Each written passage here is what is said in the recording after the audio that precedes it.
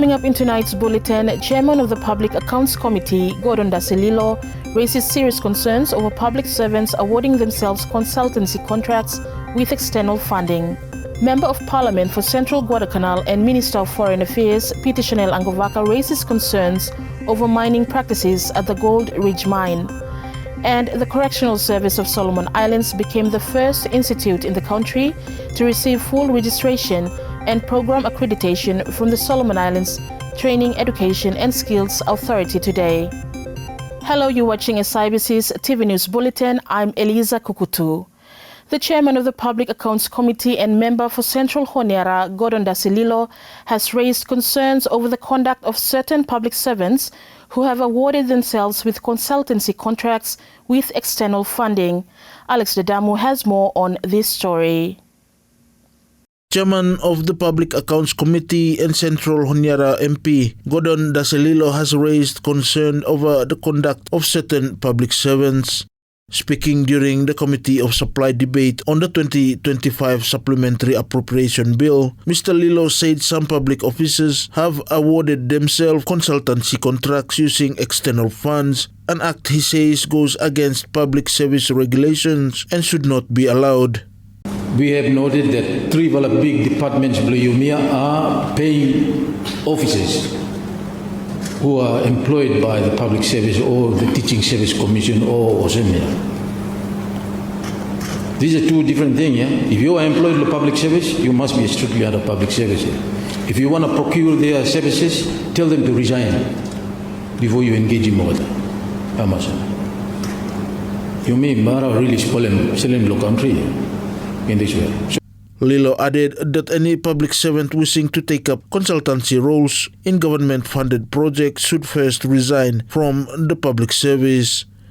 Meanwhile, Prime Minister Jeremiah Manele responded to the concerns, assuring Parliament that the government will take the matter seriously and address the issue. Thank you, the MP for Central Honiara, for the comments and observations that you have made. We'll look into this. We'll work with the relevant ministries that are concerned, not only fisheries, but as you said, education, maybe one or two other ministries, and look at these important and serious issues. So I'll take a note of that. Alex Dedamu for SIBC TV. The Member of Parliament for Central Guadalcanal and the Minister of Foreign Affairs, Chanel Angovaka, has raised serious concerns over mining practices at the Gold Ridge mine. Alex Dedamu reports. Member of Parliament for Central Guadalcanal and Minister for Foreign Affairs, Chanel Angovaka, has raised serious concerns over mining practices at the Gold Ridge mine. Speaking in Parliament, Angovaka claimed the company is not adhering to proper mining standards and is breaching both labor and environmental laws. You look at how to break the laws, labor law, or the worker man, no any protective equipment. The mining law, or the going infringe into where or should not be mining, or the prospecting areas. They're actually doing mining there. Environmental law, no any EIA, the environmental impact assessment can happen. Said. Well, Minister of Environment, they will answer us whether what the EIA or not. The whole answer. Me talk because me member, me not talk as a Minister of Foreign Affairs. However, the Speaker of Parliament pointed out that Angovaka's comment in Parliament were out of order, as parliamentary standing orders prevent ministers from questioning other ministers who serves in the same government. The question is the order, standing order. From the floor, anyone can, but no minister can issue a question unless you use it under matters of privilege. You shall raise him, yeah? But you cannot raise a question to yourself on the floor of Parliament. So unless it's a supplementary, perhaps observation to the main question or the principal question or supplementary question, then I will allow it. But I will not allow a minister to ask a question to another minister on the floor of Parliament.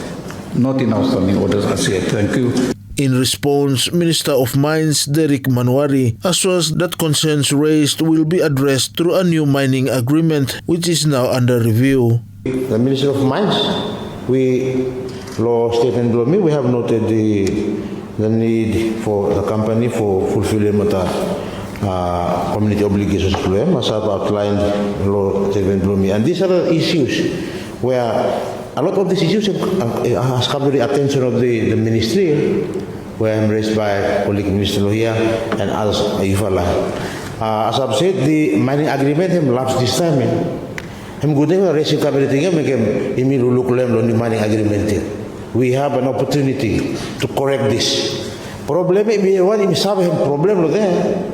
All these things we are raising now, we all acknowledge them, but have stopped there.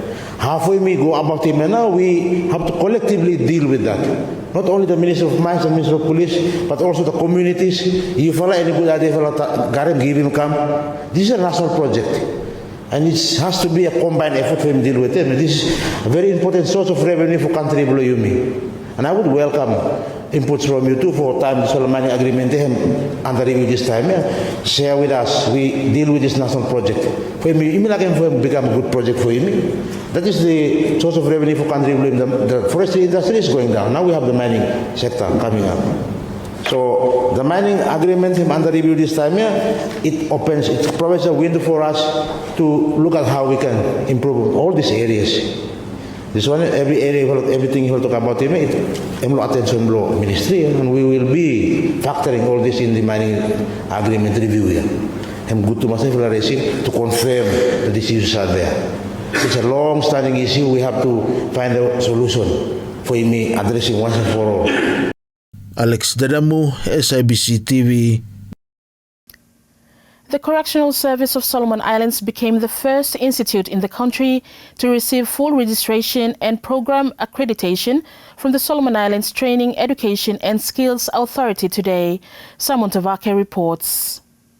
The Correctional Service of Solomon Islands, CSSI, has become the first institution in the country to receive full registration and program accreditation from the Solomon Islands Tertiary Education and Skills Authority, SITESA.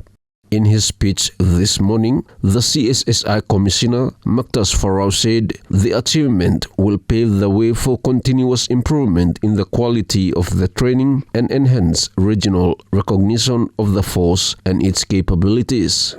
It is with great pride and heartfelt gratitude that I stand before you today to mark a historical achievement for the Correctional Services of Solomon Islands. The formal accreditation and recognition of the Correctional Service Academic Training Programs. This accreditation represents a major milestone for our institution, while taking the skills, knowledge, and professionalism of our correctional officers. It opens the door for the ongoing improvement in the quality of our training and support regional recognition of our workforce capabilities. Meanwhile, SITESA Chief Executive Officer Constance Nasi said the milestone will position CSSI as a leader in quality assured education and training in the country. This is a significant milestone that positions CSSI as a leader in quality assured education training in Solomon Islands. This registration and accreditation are more than a procedural accomplishment.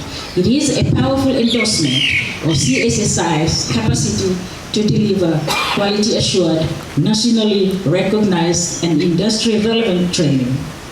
It means that the training programs delivered by the Academy are now officially validated under Solomon Islands law with the capacity to produce skilled, competent graduates who are equipped to serve the nation. This milestone means CSSI's training programs delivered through its academy are now officially recognized under Solomon Islands law with the capacity to produce skilled and competent graduates equipped to save the nation. Simon Tavake, SIBC TV. Now, the Pacific Forum trade ministers have endorsed the Pacific Aid for Trade strategy for 2026 to 2030 during the recent meeting in Fiji. The strategy aims to boost economic resilience, open new markets, and promote sustainable, inclusive development. Speaking to SIBC TV from Suva, Solomon Islands High Commissioner to Fiji, His Excellency Joseph Mahanua said the new strategy is aligned with key priorities under the 2050 strategy for the Blue Pacific continent. The new strategy, Aid for Trade strategy, which is being formulated, taken into account now the key messages, key themes, and thematic areas where 2050 strategy have me based on. So this would be going forward a strategy whereby have me aligned well with the content and context of the 2050 strategy for supporting trade development and trade facilitation for the region. Availing that strategy would serve to help partners or collaborate with them for addressing now what kind of specific needs you may garam law trade. Aid for Trade plays a pivotal role in helping developing countries like Solomon Islands to strengthen their trade capacity and infrastructure to support trade liberalization. SIBC TV understands the strategy was adopted following its endorsement. Millicent Barty, founder of Custom Keepers, stresses the need for collective action to protect the deep sea environment. Barty conveyed this message at the recent International Seabed Authority's 30th Assembly in Jamaica. Andre Mahanua reports. Millicent Barty, founder of Custom Keepers, stressed the need for collective action to protect the deep sea environment. Barty conveyed this message at the recent International Seabed Authority ISA Assembly in Jamaica, where global representatives discussed the issue of deep-sea mining. As an observer, she noted a lack of comprehensive understanding about the potential impacts mining could have on deep-sea ecosystems. I'm part of the bigger observers room. Every scientist na lo there. So me lanem tu osem science ota data to find him. Most of the scientists lo there ota bara just say that we don't know enough about the deep sea to make judgments whether it's safe for me mining.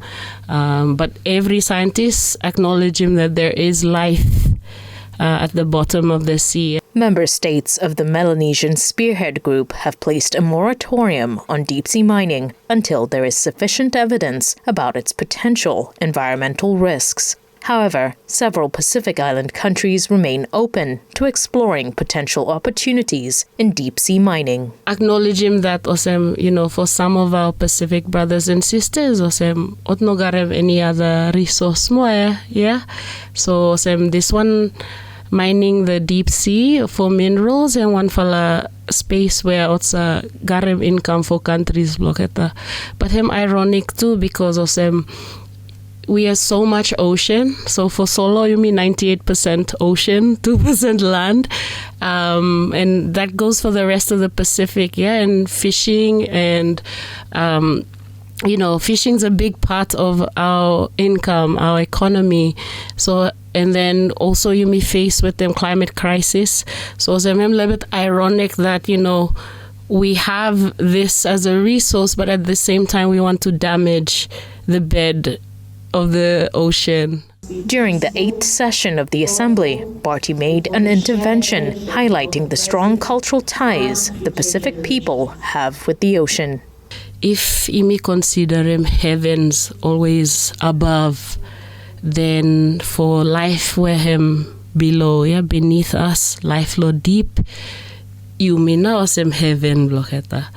But in the actual customary sense, with the mid-heaven, yeah, and that one come to laws, the idea of like we have dominion over, this planet.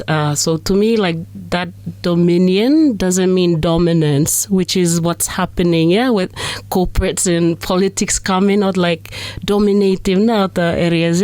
Dominion just actually means that we have a sacred responsibility, and we have a duty to always honor the ocean and for future generations, because me guardians no more. So hemna what me truly like bring him inside law ending part there. Andrea Mahanwa for SIBC TV. And that's news. Follow us on sibconline.com.sb and our SIBC News Facebook page for more of our latest stories. Thanks for watching.